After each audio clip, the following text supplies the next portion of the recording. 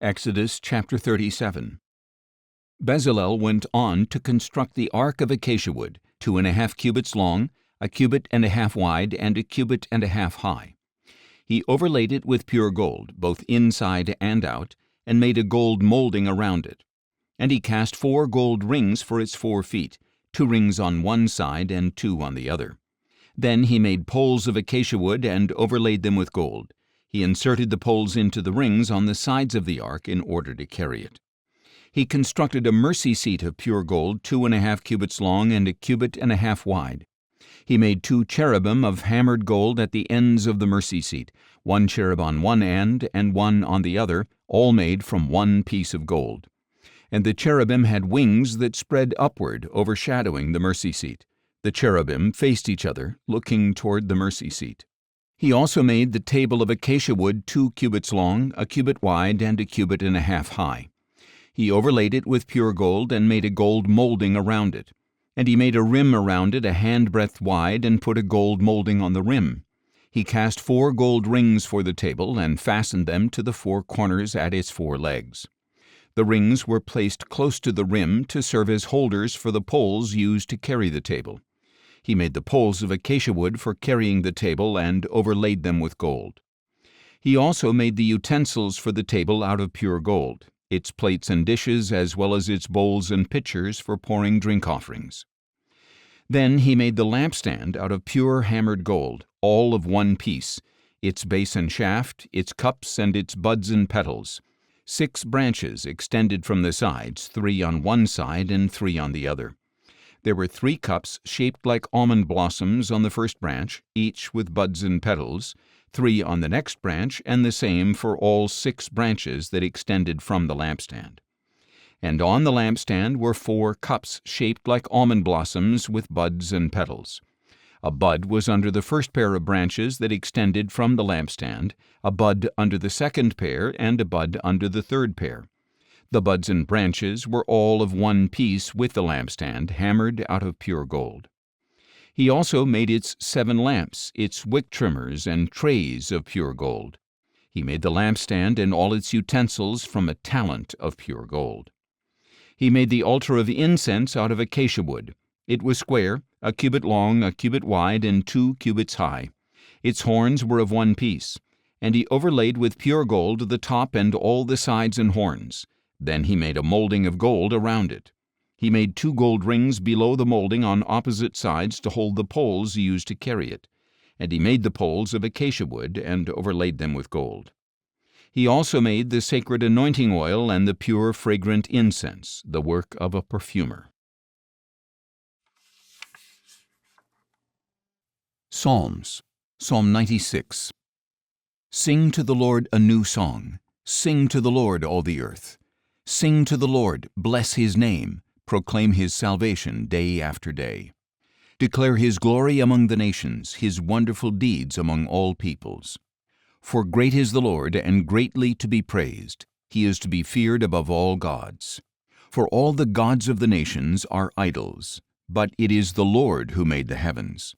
Splendor and majesty are before him, strength and beauty fill his sanctuary. Ascribe to the Lord, O families of the nations, ascribe to the Lord glory and strength. Ascribe to the Lord the glory due his name, bring an offering and enter his courts.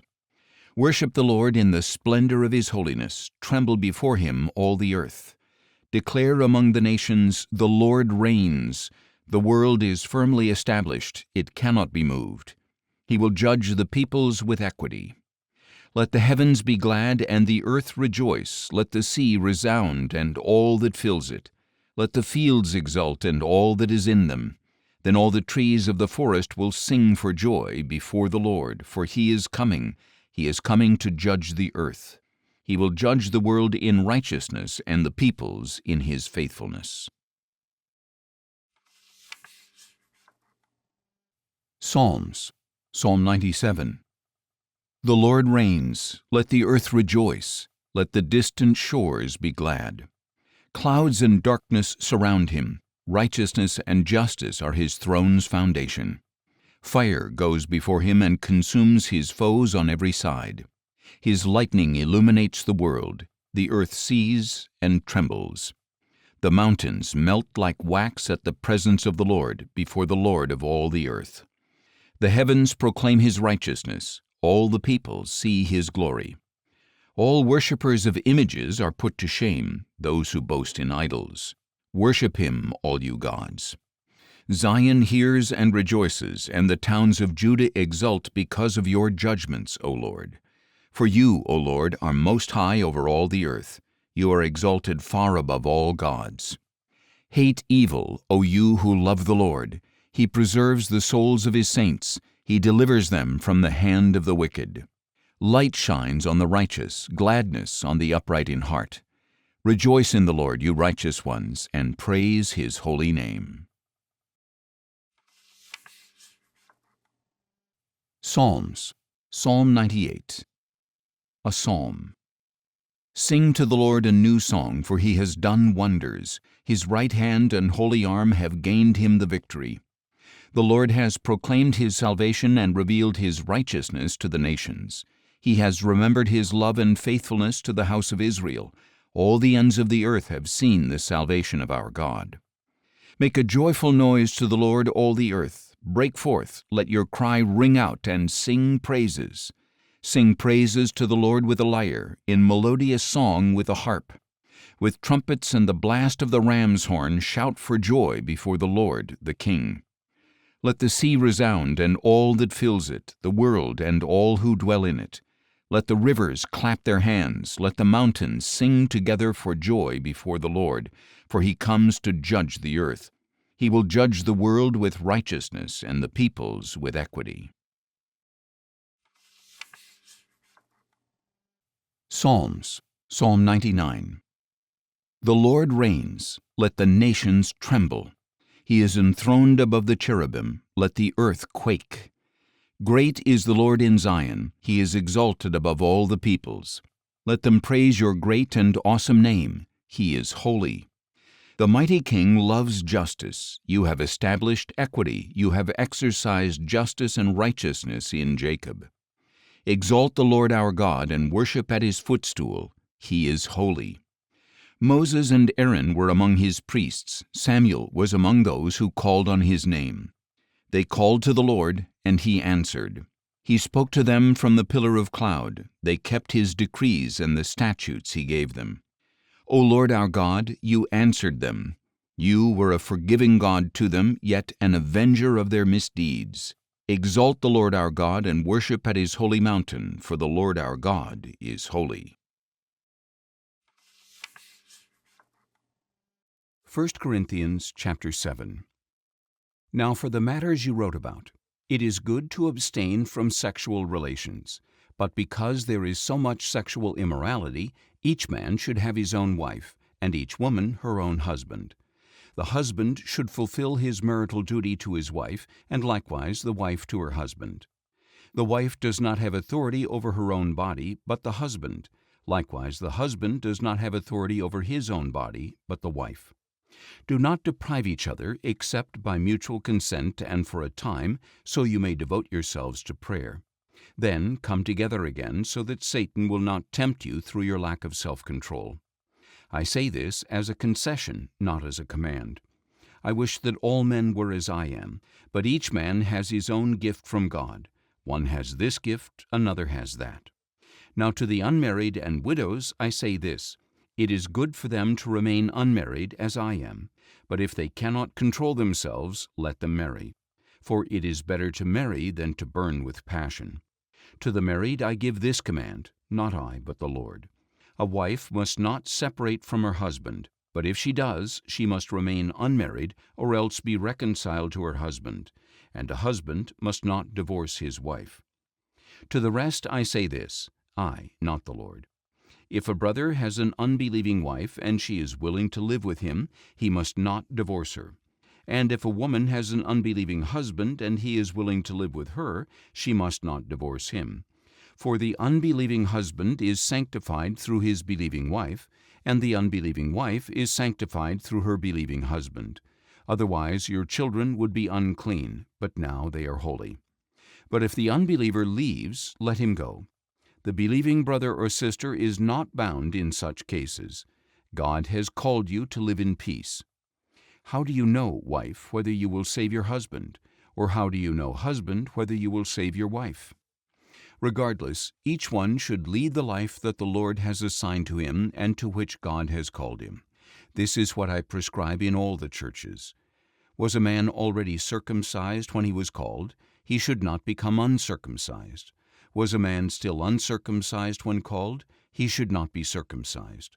Circumcision is nothing, and uncircumcision is nothing. Keeping God's commandments is what counts. Each one should remain in the situation he was in when he was called. Were you a slave when you were called? Do not let it concern you. But if you can gain your freedom, take the opportunity. For he who was a slave when he was called by the Lord is the Lord's freedman. Conversely, he who was a free man when he was called is Christ's slave. You were bought at a price. Do not become slaves of men. Brothers, each one should remain in the situation he was in when God called him. Now, about virgins, I have no command from the Lord, but I give a judgment as one who, by the Lord's mercy, is trustworthy. Because of the present crisis, I think it is good for a man to remain as he is. Are you committed to a wife? Do not seek to be released. Are you free of commitment? Do not look for a wife. But if you do marry, you have not sinned. And if a virgin marries, she has not sinned. But those who marry will face troubles in this life, and I want to spare you this. What I am saying, brothers, is that the time is short. From now on, those who have wives should live as if they had none, those who weep as if they did not, those who are joyful as if they were not, those who make a purchase as if they had nothing, and those who use the things of this world as if not dependent on them. For this world in its present form is passing away. I want you to be free from concern. The unmarried man is concerned about the work of the Lord, how he can please the Lord. But the married man is concerned about the affairs of this world, how he can please his wife, and his interests are divided. The unmarried woman or virgin is concerned about the work of the Lord, how she can be holy in both body and spirit. But the married woman is concerned about the affairs of this world, how she can please her husband. I am saying this for your own good, not to restrict you, but in order to promote proper decorum and undivided devotion to the Lord. However, if someone thinks he is acting inappropriately toward his betrothed, and if she is beyond her youth and they ought to marry, let him do as he wishes. He is not sinning. They should get married. But the man who is firmly established in his heart and under no constraint, with control over his will and resolve in his heart not to marry the virgin, he will do well. So then, he who marries the virgin does well, but he who does not marry her does even better. A wife is bound to her husband as long as he lives, but if her husband dies, she is free to marry anyone she wishes, as long as he belongs to the Lord. In my judgment, however, she is happier if she remains as she is, and I think that I too have the Spirit of God.